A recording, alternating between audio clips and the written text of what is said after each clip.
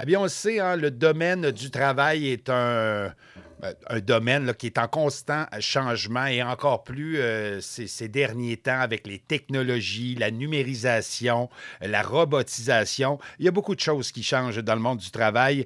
Et là, on peut se poser la question, comment réagir justement là, à la disparition progressive de groupes entiers de métiers? On pourrait se poser carrément la question, là, comment trouver du boulot sans se décourager et repartir à zéro? Et si je finis par cette petite phrase-là, c'est que c'est le thème de la 13e semaine québécoise de l'orientation ici au Québec qui se déroule du 5 au 11 novembre. Je lui avais parlé l'an dernier, je lui reparle cette année, Madame Josée Landry, qui est la présidente de l'Ordre des conseillers et conseillères d'orientation du Québec. Madame Landry, bonjour. Bonjour, Monsieur Joseph. Ça va bien? Ça va bien, merci, et vous? Très, très bien. Donc, une semaine, 13e semaine de l'orientation qui est bien démarrée. Tout ça partait dimanche, même jour que les élections. Et j'aime bien le thème de cette année de repartir ou de chercher du boulot, trouver du boulot sans repartir à zéro, reconnaître ses acquis et ses compétences.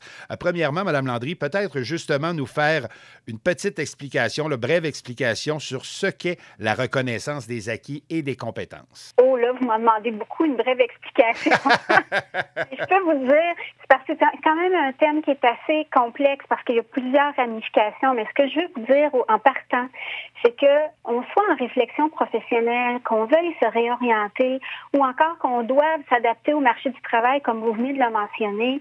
Ce qui est important, c'est de ne pas oublier les compétences qu'on a développées dans toutes les sphères de notre vie. Sans repartir de zéro, ça peut vouloir dire de tout simplement avant même là, d'utiliser les ressources à notre disposition, de tout simplement se regarder soi-même et voir les compétences qu'on a développées pour pouvoir les utiliser dans un nouvel objectif de travail.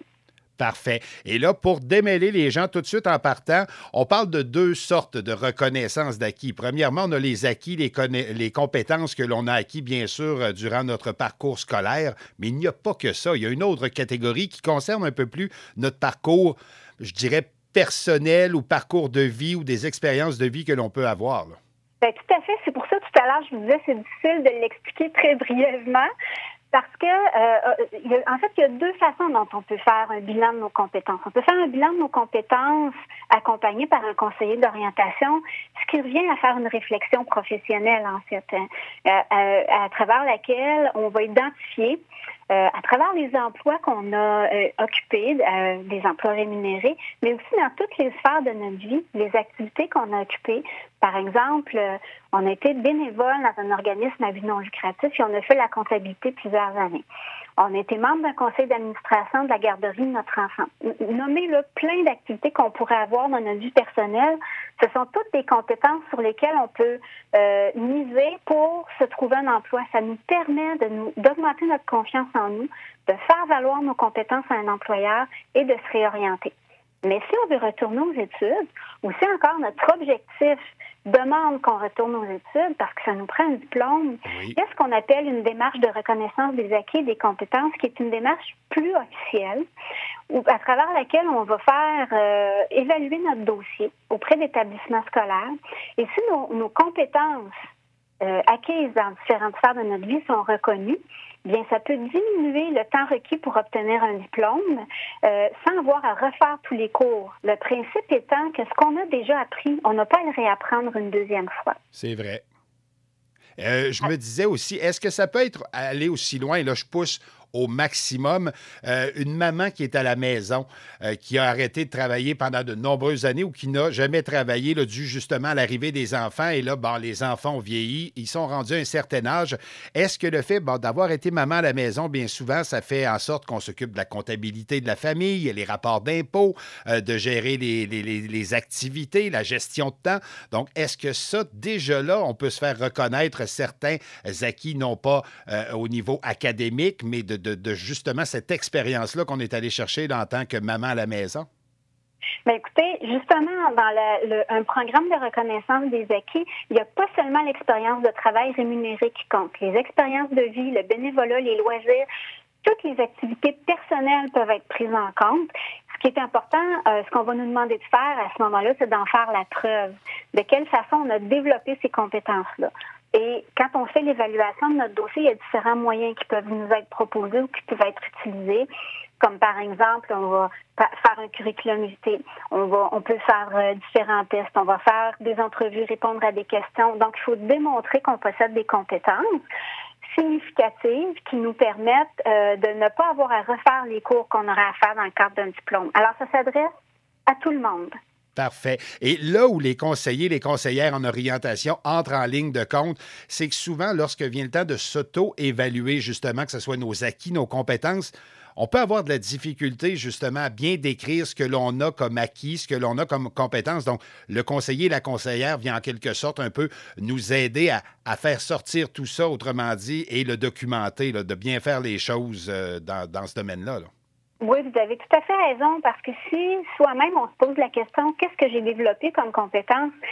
On est tellement collé sur notre parcours qu'on ne voit pas toujours clair. Hein?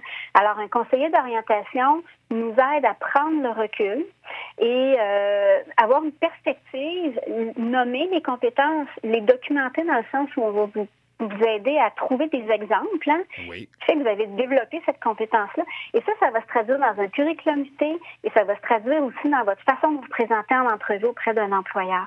Alors, ça demande beaucoup de pouvoir qu'on a sur notre démarche de recherche d'emploi par la suite.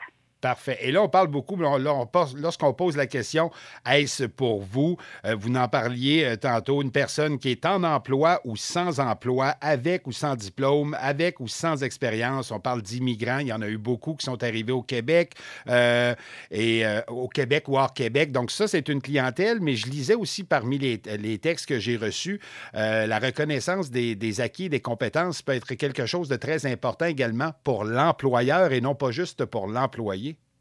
Vous avez tout à fait raison. Dans une période où on est on appelle le plein emploi, hein, le taux de chômage est très bas. Les entreprises doivent trouver des moyens pour former les gens à l'interne, hein, la formation continue, et recruter des gens à l'externe. Donc, la reconnaissance des acquis pour aller chercher parfois un profil de candidat qui n'est pas tout à fait le profil que l'employeur recherche, mais il peut aller chercher les compétences de cette personne-là, qui va les transférer dans l'emploi et les utiliser. Et moi, je vois des employeurs, j'ai eu des témoignages d'employeurs qui ont même accompagné des candidats, là, des employés, pour les aider à faire reconnaître des acquis et des compétences auprès d'établissements scolaires. Alors, on trouve que c'est une réponse, la reconnaissance des acquis, à la pénurie de main-d'œuvre, ou en tout cas à la rareté de main-d'œuvre sur le marché du travail. Parce qu'effectivement, que des fois, on a tendance à chercher très loin ce qui peut être très près de nous. Et pour un employeur, d'avoir un employé qui n'a peut-être pas tous les acquis et les compétences, mais qui connaît déjà le roulement de l'entreprise, a une expérience de travail, bien déjà là, versus à quelqu'un de tout nouveau qui aurait peut-être quelques acquis ou compétences de plus, mais qui ne connaît rien de la boîte, bien déjà là, on part peut-être avec une petite longueur d'avance là, que d'aller justement travailler au niveau des acquis, des compétences de nos propres employés. Là. Puis, vous avez tout à fait raison. Et en permettant à une personne de faire reconnaître ses acquis et compétences, une personne qui est dans l'entreprise, en plus, ça lui donne une motivation supplémentaire, hein, pour s'engager dans l'entreprise et pour faire un bon travail. Alors, je pense que c'est une pierre plusieurs coups quand on utilise un processus comme celui-là. De venir créer un petit sentiment de plus grande importance chez l'employé, une certaine valorisation. Là. Tout à fait. J'ai parlé justement à un employeur dernièrement, une personne en ressources humaines, qui avait un employé dans l'entreprise qui était là depuis plusieurs années, mais qui n'avait pas son diplôme d'études collégiales. Oui. Et ce qu'ils ont fait, c'est qu'ils ont fait un processus de reconnaissance des acquis. Il lui manquait quelques cours. Alors, pour avoir son diplôme d'études collégiales, ils ont fait une démarche avec le collège et l'employé n'a même pas eu à refaire les cours. Hein.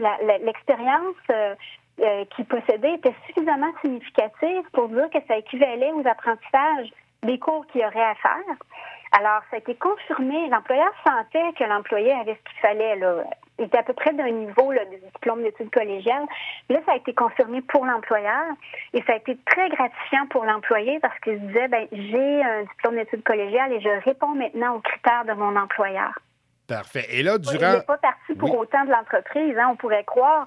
Mais là, si je fais reconnaître un diplôme à mon employé, il va quitter. Au contraire, ça l'a permis à l'entreprise de fidéliser encore plus cette personne-là. C'est vrai, très, très, très, très bel exemple que vous nous amenez là, Madame Landry. Et là, du 5 au 11, je voyais qu'il y a plusieurs activités, dont plusieurs conférences, notamment jeudi soir du côté de Rimouski. Il y aura une conférence où on viendra justement là, bien expliquer la reconnaissance des acquis et des compétences. Vous pouvez nous donner, pour ceux que ça intéresse, parce que ça se fait quand même bien ici, là, le Témiscouata, Rimouski, pour ceux qui aimeraient avoir plus de détails concernant cette conférence-là, et par la suite, ben, peut-être même nous donner les coordonnées là, ou le site web des conseillers conseillères en orientation?